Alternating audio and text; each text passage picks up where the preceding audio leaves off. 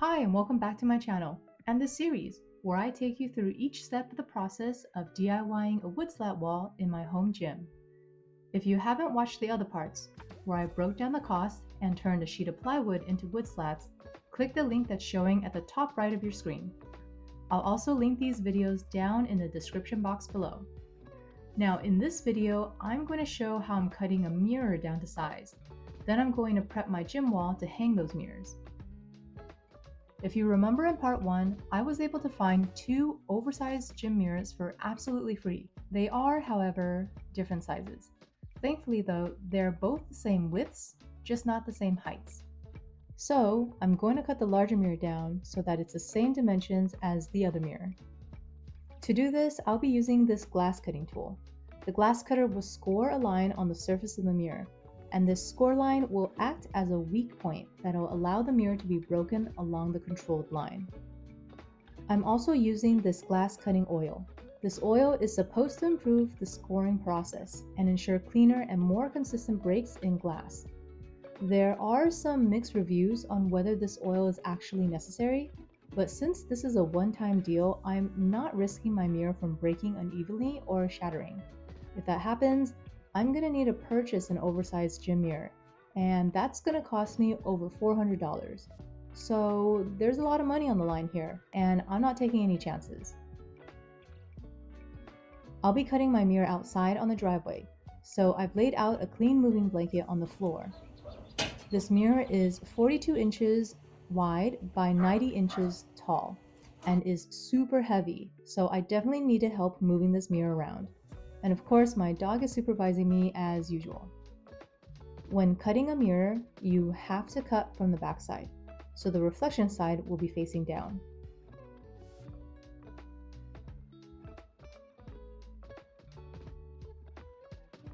Okay, so like I said earlier, we only have one shot at this. And since I've never cut mirror before, I'm gonna make a test cut at the corner here. I've already added some glass oil. Now I'm just running my glass cutter along a straight edge. I probably went back and forth like 10 times. So now it's time to make our test break. When breaking glass on a controlled line, you want to use leverage to your advantage. So that's why we've placed a piece of wood underneath the glass to lift up the corner. Highly recommend a test cut so you know how much force to apply here. I was pretty surprised, but you actually need a lot of force to make it snap. So our test break didn't break evenly along our line. And I'm thinking it's because I didn't make a deep enough score line? That or the force wasn't applied evenly. Either way, we took this as a lesson learned and prepared to make our final cut. With our straight edge, we ran the glass cutter back and forth multiple times to make sure there's no uneven breaks this time. We also focus on the edges of the glass since that seems to be the highest chance where an uneven break could occur. I'll be honest, this whole process of handling and cutting such a large piece of glass was pretty intimidating. I couldn't stop thinking the glass was going to explode in my face when we tried to snap it in half. I know I'm probably being really dramatic, but I just couldn't help it. So I hope that showing this process makes the idea less intimidating for anyone out there watching. Okay, we probably ran the glass cutter across like 50 times, and it was time to do this thing. We needed to lift up the mirror and use leverage to snap off the section we didn't want. So we carefully slid multiple sheets of wood underneath the side we wanted to keep. The side of mirror we don't want to keep will just be cantilevering. We're using a level that spans wider than the mirror to help us apply an even force. We only have one shot at this, so here it goes. 3, 2, 1. Woo! Wow! That was exciting! And yeah, it was definitely exhilarating, snapping this massive piece of glass so close to my face. Not sure if the camera did it justice, but it was really loud, like a gunshot. Anyway, the break looks really nice and clean, except for a little bump in the mirror on one side. Thankfully, it's just a little bump in the mirror, so hopefully it won't be too noticeable. We carefully dispose of the unwanted section of mirror. And using a 800 grit sandpaper, I ran it lightly along the mirror to smooth out the sharp edges. If you don't have 800 grit sandpaper, anything above 120 grit should work fine as well. 800 grit was just the first thing I grabbed.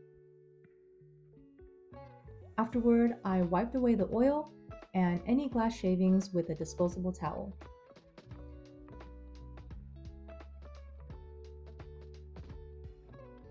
So here's what the front side of the mirror looks like. It's a really nice clean cut, and honestly, you can't even tell this was just cut by an amateur. And this is what that spot that didn't break off correctly looks like. Not the end of the world, at least it wasn't as bad as our test cut. We then carried the mirror back inside, and then really thoroughly cleaned the area with a shop vac.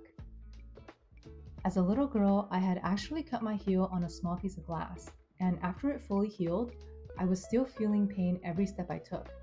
That's when we realized a piece of glass was still lodged in my foot, so my mom had to do a mini surgery on my heel to remove that piece of glass. So you bet I took this cleanup very seriously. Okay, now that the mirror is cut, it's time to prepare my wall to hang these mirrors. The wood slats that will be installed around the mirror is 1/2 inch thick, and so to help my mirrors not look so sunken in, I'm actually going to be placing some backing strips on the wall behind my mirrors. A while ago, for another project, I had actually purchased a large dry erase board. If you ever want to make your own whiteboard wall, you can find this at Home Depot. But I have this leftover strip that I kept, and it's just been sitting in my garage, so this is the perfect opportunity to put it to good use.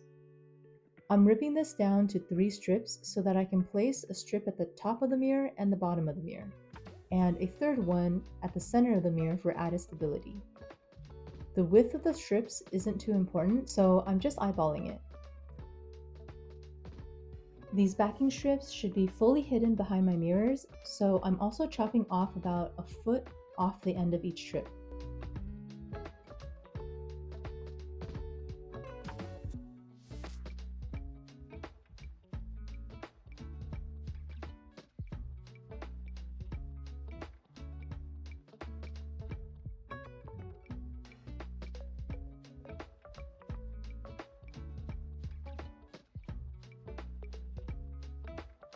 I've already marked on my wall where the top and bottom back strips will go, but I want to screw these strips into the studs. I'm using a stud finder here, and every time it beeps and lights up, I'm making a mark to show that it found the edge of a stud. These marked locations are where I will be screwing my backing into. If you don't know what a stud is, they are vertical wood pieces behind your wall that frame out all the rooms in your house, and they should be found at least every 16 inches along a wall.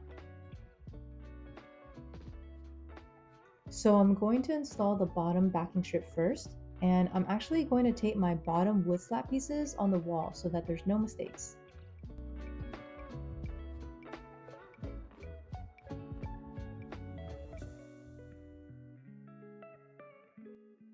The stud finder can be a little inaccurate, so to confirm there's actually a stud back there, I'm going to drill a small hole where I think my screws will go. Drilling these holes will also help my screws go into the wall easier. I can tell that I've drilled into a stud because it'll feel like I've hit something really solid. When you drill any hole into a wall, you'll first be drilling through drywall, which is this chalky board. If there's a stud back there, you'll realize you'll need to push harder into the wall to continue drilling. But if there's no stud back there, your drill will sort of just fall into the hole, since it's just empty space behind that area wall. After I've drilled my holes, I'm going to be using my countersink bit that looks like this. This will create a cone-shaped divot so the head of the screw can sit flush with the surface. Then I'm using 3-inch long screws, and I'm going to be screwing this backing in at 5 spots so that it's super secure. As I was doing this, I actually ran into a big problem. Some of the screws weren't going in, and I even broke a screw trying to force it into the wall. I seriously thought I was hitting steel or something. But later I found out it was just because my power tools didn't have enough power. The solution I found that worked was going back in with a drill to drill slightly larger holes. Just make sure that the hole you drill isn't wider than the screw itself. Otherwise your screws are just going to fall out of the hole. So after drilling slightly larger holes, it was much easier to get all my screws in. I did the same with the top and center backing strips, and those went in a lot smoother.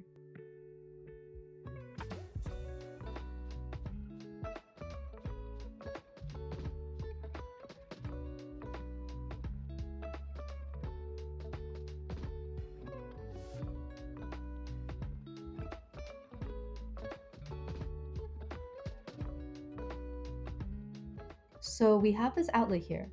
I knew that I'll be covering it up, but I didn't realize that it was sticking further off the wall than my backing pieces. You can kind of see this at this angle here. So it looks like I'm going to have to cap off the electrical components and remove this outlet altogether. I'm not an electrician, but my boyfriend is, so to avoid any chances of being electrocuted, I'm going to have him do this. And I'll talk through what he's doing in case you have to do this yourself too. So to start off, you'll need to unscrew the outlet so that you can pull it off the wall and expose the wiring behind it.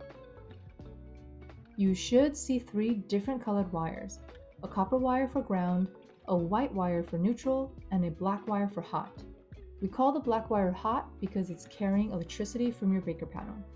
The white wire is neutral because it carries that same electricity back to your panel. And the bare copper wire, called the ground wire, is a path for electricity to travel if there's a fault, which is what causes your breaker to trip. Think of the ground wire like an emergency escape route for electricity, if it's even needed. So these wires are connected at different spots with screws. To stay safe, you want to unscrew and cap off each wire individually. And when I say cap off, I literally mean just putting an electrical safety cap on the end.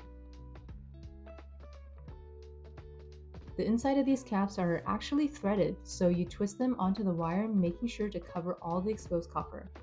That way the caps are secured on the wire and they won't fall off. You also don't have to worry about the black and white portions of the wires touching, because these are actually sleeves covering the copper wire underneath. And they also serve to identify which wire is hot and which wire is neutral. That means only the tips where you see the exposed copper are dangerous. You do not want to touch the black and white exposed copper to each other, because that's going to create a spark and start a fire. And you also do not want to touch the black and white wires with anything at the same time, because that will get you shocked. The bare copper wire, which is the ground wire, doesn't carry any electricity at all, so that one doesn't have to be capped. And that's basically it. You can now shove everything back into the wall and have peace of mind knowing that it's been safely taken out of service.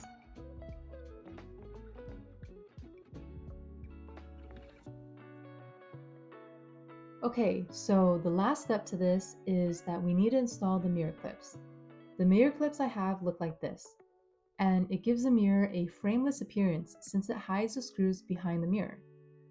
The bottom of these clips will go right on top of the wood slats.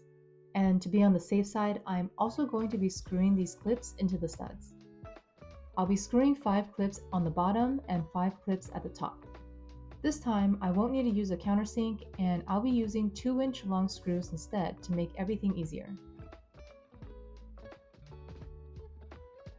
The clips at the bottom are screwed tight against the wall. Since these will be carrying the full weight of the mirrors, we want them to be solid as a rock.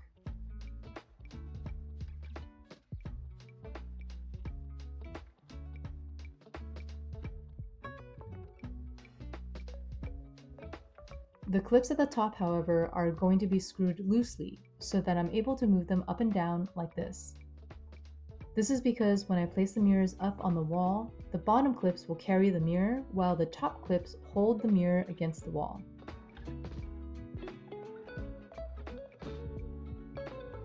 And this is what everything is looking like so far.